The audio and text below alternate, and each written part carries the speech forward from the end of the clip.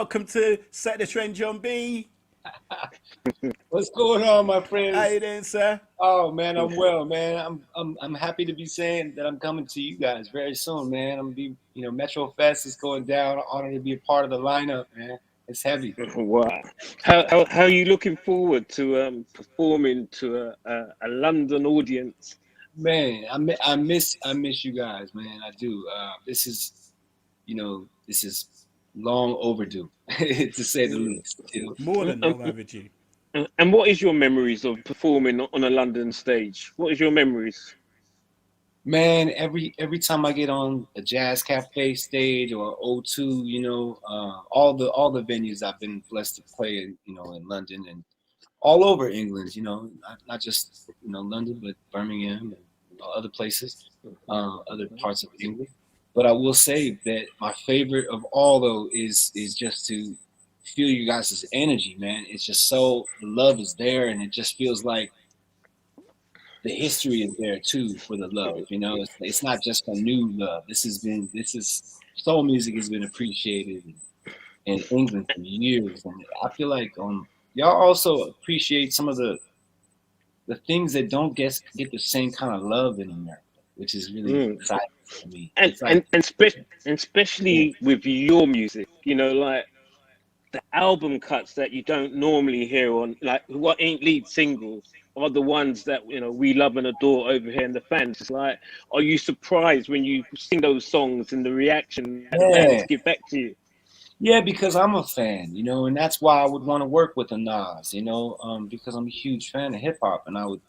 That's like a dream come true to do something like that. So when I see someone else hype about that and they recognize how, what a wonderful opportunity that is, yeah, man, it's special. It really makes it all mean something even more later on, even years after you did the record. And John, for us here at Set the Trend, your music has played an important part of our life. We have been promoting your tunes. Like, once you've had the hit, even before you've had the hit, we are the people that are really pushing it and trying to get it to the next stage here in the UK. You've taken like you said, it's been a long time. How can you create that kind of like jazz cafe atmosphere at somewhere like MetroFest, which is a very massive stage with Hmm. 10,000 people? What ideas have you got? What are you thinking of bringing out as a surprise that you can let us know in advance? Well, I will say that the music really is the main communicator. That's the language that we all speak. And it's just like when you hear someone speaking the truth that you know as your truth, something that you've lived your life to. It's a celebration, man. It's not so much about that I'm gonna be bringing something that you don't know, because you know it very well, and we both do. So, but if Hmm. anything, the celebration is I'm still here to do it for you. And I'm still here to physically be here to sing this song for you, and at the same time with you, because I know everybody gonna be singing along, and that's the beauty. That's Yeah, the and beauty is when everybody joins in and we all sing together. That's the powerful thing, really. Is and and as them you singing. said, I'm excited for a Sunday show to see you on that stage. That stage, as Reggie said, 10, 20,000. And you mentioned Jazz Cafe. It's small, it's intimate. Your love songs that you sing, it touches our hearts. But on a bigger stage, will you still be doing those love songs, or will you be doing, trying to amp up the crowd? What is it? What is it? I think for me, with the big large shows, yeah, it's really about having the songs that people know to celebrate the records, and I'll be playing my keyboard. That's definitely a must Oh, have on the word. keyboard. So yeah, because I write my music, and you know I write my songs. So it's only right that I kind of show that musical side of, knowing the chords to your own songs, you know what I mean, and playing along. It's not that I'm sitting there playing the whole time, but I will, grace you with some notes and some solos and things like that, just to keep it musical as well as fun, because I'm Yeah. dancing around doing my thing, whatever. But it's definitely a celebration, man, every time, To, to, no matter what the audience size, though. Yeah, You know. talking about your songwriting, I mean, you wrote for some greats. You wrote for After Seven, Tony Braxton, Michael Jackson. You know, wow.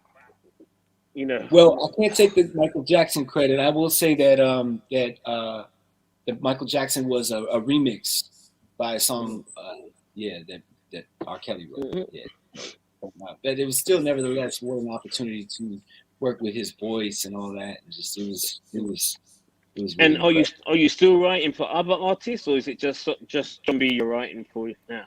The main thing is that I want to work with the people that want to work with me, and so I work with anyone who wants to get down, like in terms of like it's not that I just work with anyone, but it's more like if you have a team and you have a way to promote it, and it's so the last thing I did was actually with Brockhampton. They have me Oh, and Dua Lipa actually feature on their remix to a song called Sugar, which was just Okay. it was an amazing opportunity. I'm a huge Dua Lipa fan. I always she's wanted, massive. She's massive. always wanted to work with her. She's so amazing all around. From her voice, which is kind of like reminds me almost like a young Tony Braxton, but like Hmm. better.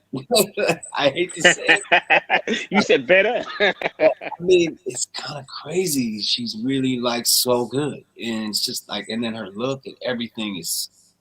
She's kind of out there for me. She's really amazing. So Yeah, yeah, Gio that's is one. somebody that I had the fortune of meeting when she was literally nobody knew who she was, and she was doing I think door guest list if I remember for a nightclub back in the day, and then seeing her. I've heard a couple of Dua Lipa cuts, early cuts in the studio as well from her early days that haven't got released, and the label, you know how these situations go, the labels now won't let the producer put it out because she's a big superstar. But is there anybody else that you feel if you could make that perfect kind of like album, is there anybody that you'd think, right, okay, what's my all-star lineup gonna look like? Maybe two or three people on a song, or would you just want to do it all by yourself and say, this is Jon B back? Oh man, you know what? I mean, there's so many people that would be too hard to name like offhand, and I feel like off just to kind of get down to one artist right now, it's kind of hard for me to narrow it down. I will Okay. say though, somebody I've really really wanted to collaborate with because I relate to the musicianship of this artist is the artist Her. Oh, yeah. She's very, very, very musical in the sense of like she plays, she writes. So her artistry is a different kind of direct connection to what Yeah. she's doing, and I really admire that about her. I also admire the fact that she's a fan of my music. She actually came to one of my shows in the Oh Bay wow. where she's Wicked. from, and she had already sold platinum records. And she's sitting, my meet and greet, like, come on, like what, like, and then so celebrating with her at her Grammy party was definitely cool. Like, and being able to congratulate her on so much success. But yeah, getting my own sort of like interaction with her, collaboration with her in the studio. Wicked, wicked. And We do a lot of in-depth interviews, and I'll be honest. Set the trend is more. We kind of like go into things. We go very deep, but because we got a short period of time, what I wanted to also discuss with you and ask you. We had Donald Jones on, Oh yeah, yeah, and yeah, yeah. he mentioned that he could take on Joe. He wants Joe in a versus. Okay, yeah, yeah. I That's wanted what's to up. know who would be the ideal person? Do you reckon you could take on Joe? Would you take on Raheem Devon? Who Kem? No, I think Who? it would be Robin Thicke would be the one. Robin Thicke, Yeah, yeah, definitely. Italian Robin guy. Thicke, Robin Thicke would be a good one. But I Yeah, just but feel you like blow him away though. well, Come on, you're oh, giving thank you not so giving much. yourself You enough know what? credit, John. I don't really think of it as verses when I think of it like that. I think of it as I always get mentioned, um, about Robin Thicke. Really, the ultimate would be. But I mean, if you really want to talk about verses and all this and stuff like that, like you need to show the talent, though, man. You need to show like real, like bump the records. Like, give me a piano, you know what and I'm saying, and a microphone, and let's make it and happen for real right and there.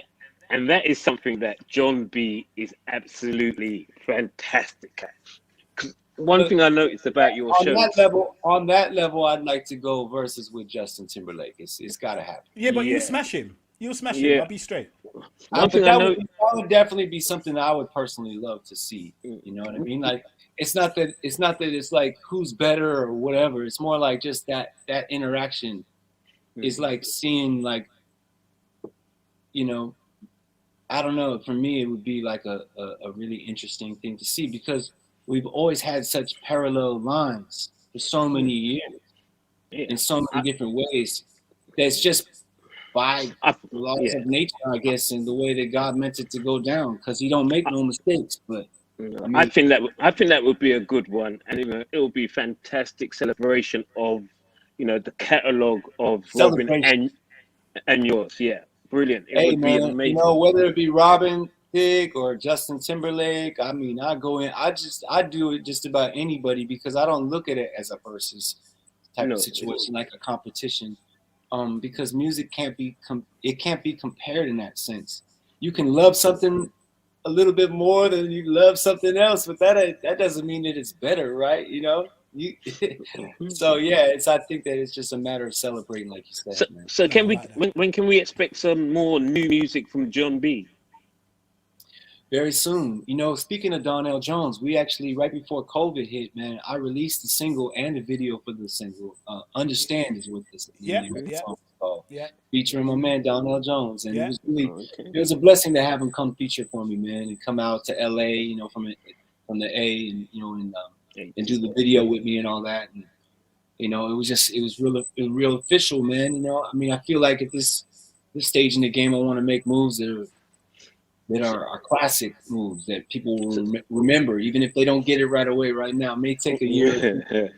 You know, So you there's might a have to ask for a little bit in order to you yes. know 14 months and no gigs, y'all. So it really shut everything down, man. And then we kind of got back in now, so everything getting So there is a full album on the way then. definitely. Right now I'm in mixing and I'm about 85% done with the album. So Wicked.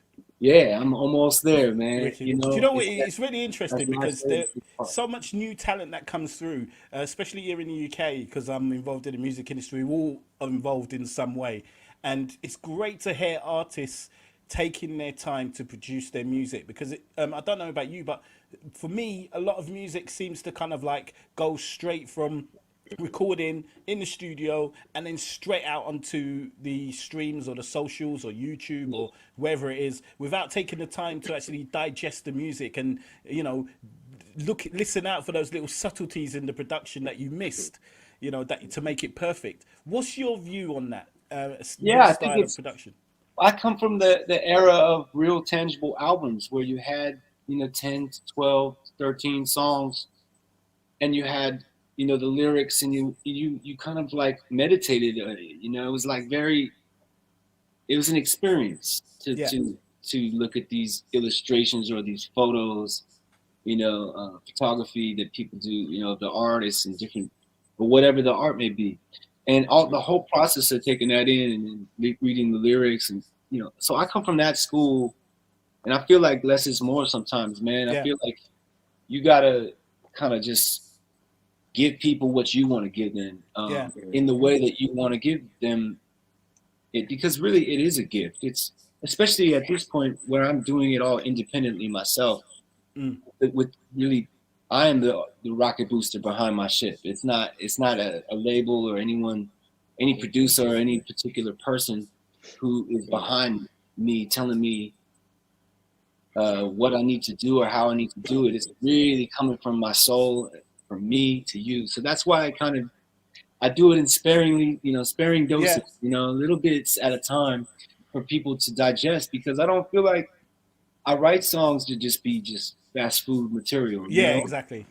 It's meant I to mean, be savored, you know? Uh, Yeah. you know, we're how talking. have you embraced Uh, the new kind of like social media? Is that something that you really are into? Because a lot of people seem to use social media now as a way to drive content to new fans.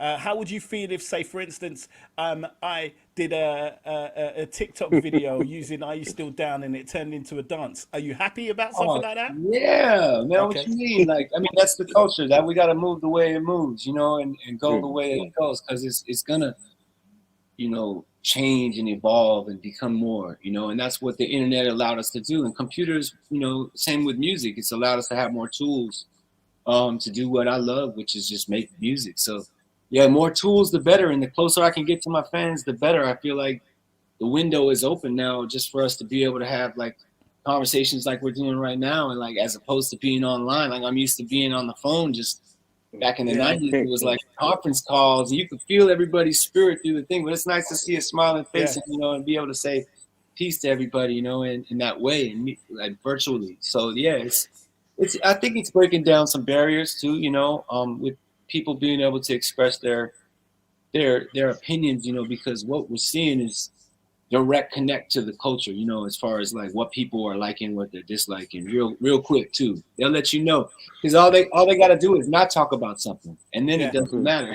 It's just like if they're not talking about you, that's when it's sort of like a, you know, you kind of go, well, damn, did I put a single out, or did I, you know what I mean? Did I put a record out? So yeah, that's the key. Is no matter how good it is what you're doing, if you're not promoting and you're not using the necessary tools to really get it to the next level, then yeah. Earlier on, you mentioned Donald Jones.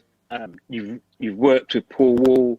You've worked with Tupac. One of my favorite artists. Yeah, you've had the pleasure of working with. I just want you to kind of tell me what it's like working with the one and only Babyface. Oh yeah. Babyface is an amazing musician. Man. He's an amazing songwriter, and he's also an amazing producer. So I learned a lot of little tricks from Babyface. You know, even before I met him, I was paying attention as a producer myself and a beat maker. You know, someone who started with drum machines and then got, you know, little keyboards and graduated to having real equipment. You know, and started to sample, you know, the snares that I liked, and you know, figuring out sort of reverse engineering, you know, Babyface, how he did what he was doing. So by the time I met him, I was already I had already written my first album, basically. Wicked. You know, John, we gotta get you back on for a full in-depth interview. I mean, Set the Trend, we normally roll deep. We normally go deep. We love your music. We definitely will get it again. When man. I say we're proper fans, and we push your music. And he's 100%. He's 100% right, you know, because we want to talk about Isn't It Scary? We want to talk about They Don't Know. We want to talk about, there's so many songs that we want to really go into, because those are our anthems. Everything. Let's do it. Anthems. Let's get it, man. I'm ready to talk to you guys whenever. Let's do a continue. And I know you're gonna smash it at MetroFest. Please keep your eye off. If you see a lady wearing a blonde wig, about 5'6", keep your eye off her, because I haven't asked her out for a date yet. But you know, I don't want her. Don't worry, my wife is right there on the side.